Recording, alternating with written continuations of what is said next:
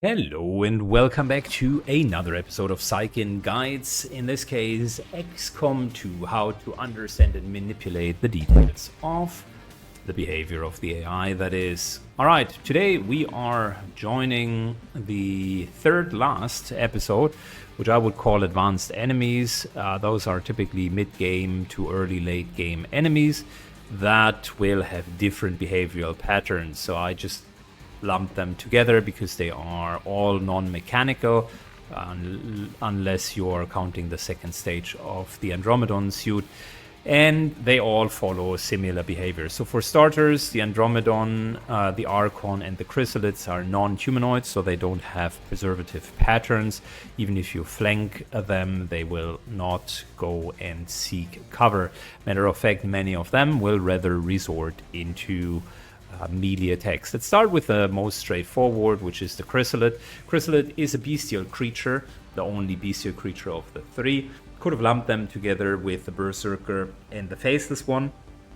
And on the bestial side trap, they are actually also included in that. So, the Chrysalids, unlike their counterparts, can double move and still attack. They do have a burrow ability, which they very rarely use, typically only on non-timed missions or when they start out. Sometimes in terror missions, burrow will place them in the ground and they will remain hidden until such time where their reaction, a single action that they get as a reaction, will be enough to reach you and attack you.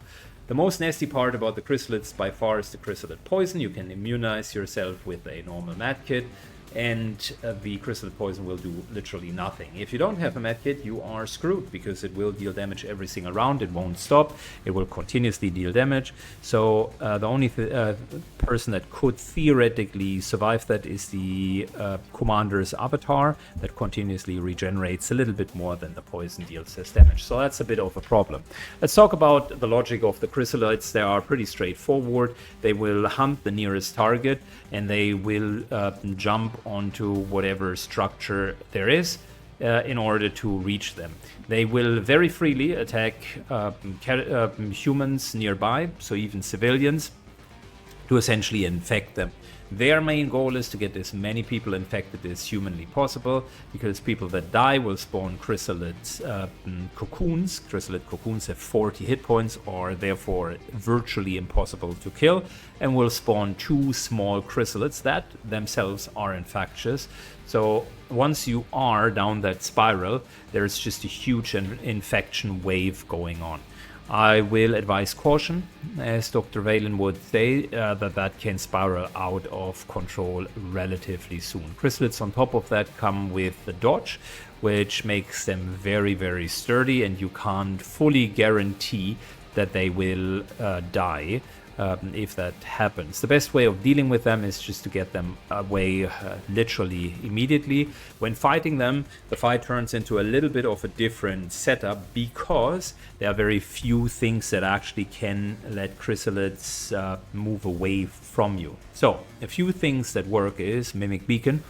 For obvious reasons, they don't deal a whole lot of impact damage, and the Mimic Beacon is immune to their poison. So one Mimic Beacon is typically enough to have a pack of 3 Chrysalids bound up. If you put it into the middle of them, they will even nicely cluster up around them, so that a grenade can soften them up afterwards. Secondly, if you find a way to barricade yourself in a way that the Chrysalids can't reach you, then that is advantageous. So a couple of things that would work here is you could use these bridges and position yourself to here. In that case, the Chrysalid would need to move all the way around, jump, move all the way here, or move around this long corridor over here.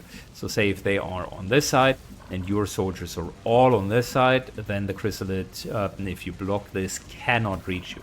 Another typical option is you have very small secluded areas like this, and you put 4 characters on top here, then there is no jumping opportunity for them. Therefore, they cannot reach you, and you practically immunize yourself. However, they will start to just be down here and be a nuisance to use. So those are the only things that you can really do to defend yourself.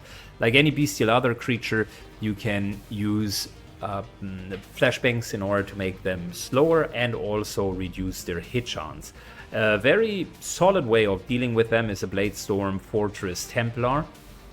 Their attack will, of course, trigger parry, but also the Fortress will effectively immunize your Templar from any poison damage, so that's kind of a no-brainer.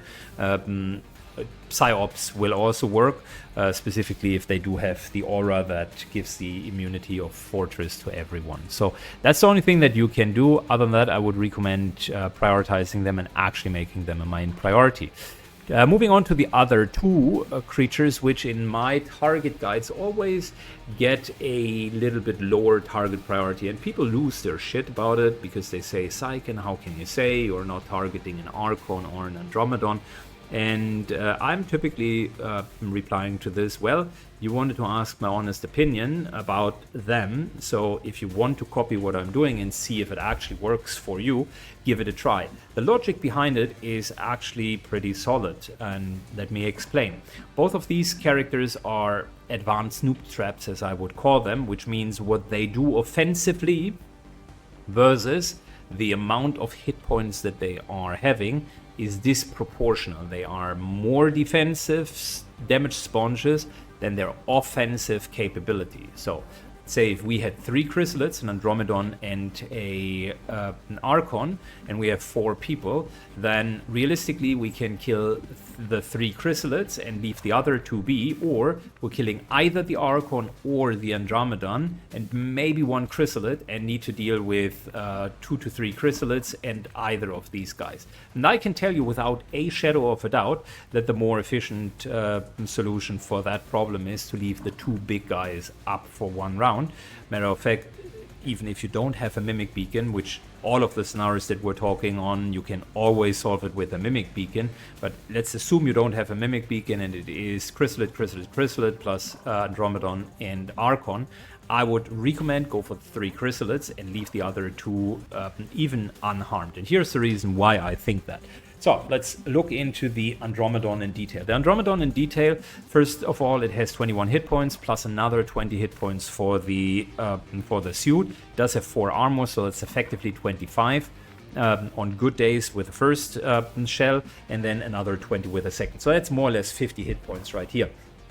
50 hit points, very hard to get down even in the end game. Specifically the first iteration doesn't incur any extra damage from blue screen rounds, so you're just left with a really tanky character. Their main abilities are 3 to be precise. They do have a melee attack, which is also destroying cover, pretty similar to the melee attack that the faceless one is having. They're having a blob, acid blob is what it calls, 3-turn cooldown, which they will use whenever you are within 3 fields, so 2 distance between characters. And they do have a normal shot.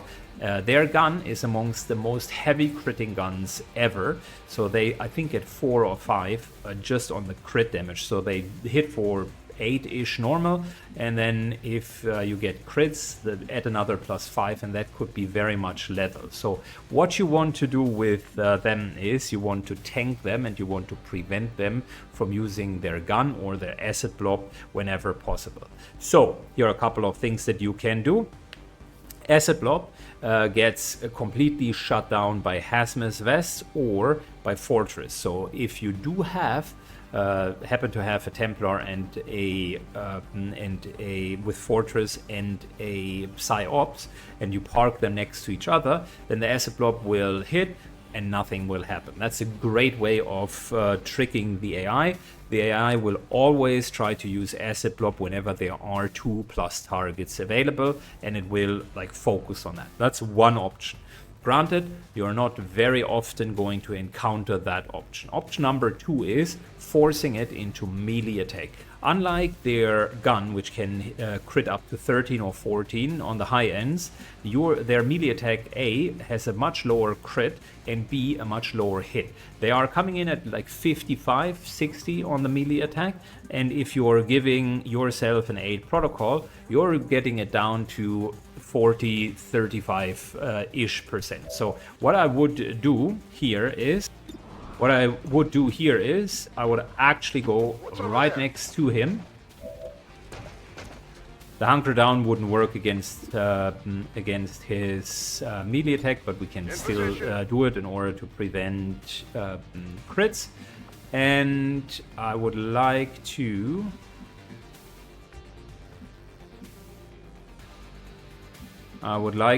actually use a protocol, which is very much on cooldown. I will still make the point for the purpose of this illustrative video. You will see, although we are very much flanked by him, he will resort to a melee attack. So the melee attack, whenever possible, will override its urge to use his gun. The only thing that overrides the melee attack is whenever we are standing close to each other, and the acid blob is a better option. So we need to prevent that from happening.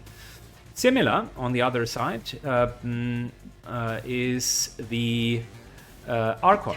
Also has a couple of abilities, but will have a few different abilities and a few different triggers. So the Archon does have 2 movements and 1 attack pattern. That is important because sometimes you are mistaking that they can't reach you. They very much can. They do have a melee attack, and they do have a ranged attack. Melee attack is hitting a little bit harder, but lower accuracy. The ranged attack is hitting a little bit softer, but has a pretty good chance to hit and crit when they start to flank you. However, the first Archon in every turn that does have its Blazing Pinions ability will make use of that, even if they could flank something else. So Blazing Pinions has a broader area. It's roughly the area like 5 or 6, like an advanced grenade launcher. And as long as there are 2 characters that they can hit, mind you, all of them here are spread in a way that the acid globe can't hit them, so enough range between each of them. This character will still go up and will use its Blazing Pinions. Therefore, the Archon, which does have defense, so makes it harder to hit, and dodge, even not guarantees the amount of damage that is coming in. The first round, almost like the Shield Bearer, you can almost guarantee that they will fully start to use their Blazing Pinions. So what we are going to do is we're removing the Chryssalid, and then the other 2, he should melee attack with our manipulation, and he should use Blazing Pinion. Alrighty, so let's see if I was correct with my predictions.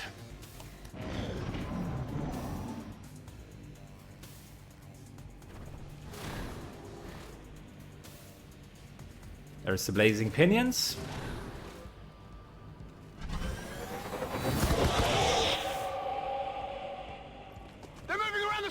And there's the melee attack.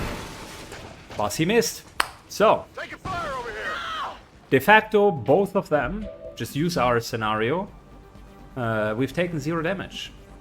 We now need to move. You need to plan ahead for that. And we now have to deal with the Archon first. There will be continuous melee attacks. But if you do have the option to give another aid protocol or some other form of defense, then you can tank the melee attacks from the Andromedon a while whilst you're dealing with the Archon. And that's really what I wanted to showcase. Pretty much on point. Thanks a lot for watching. Have a good one and see you on the next episode. Bye bye.